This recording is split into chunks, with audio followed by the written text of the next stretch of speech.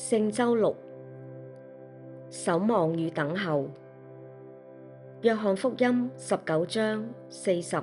至42節，他們領取了耶穌的身體，照着猶太人的葬禮的規例，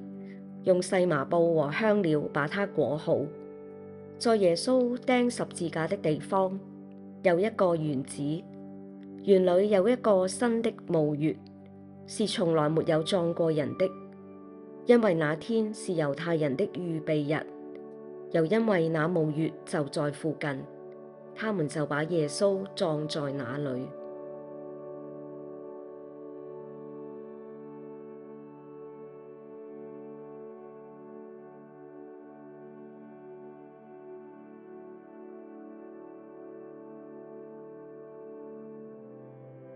約翰福音19章40至42節，他們領取了耶穌的身體，照着猶太人的葬禮的規例，用細麻布和香料把它裹好。在耶穌釘十字架的地方，有一個園子，園裡有一個新的墓穴，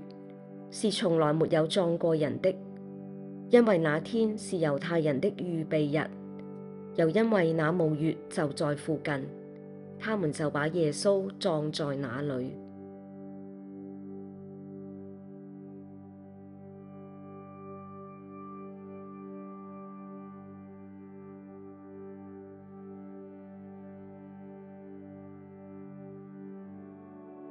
親愛嘅主，聖週六曾經係一段充滿哀慟同埋黑暗嘅痛苦時刻，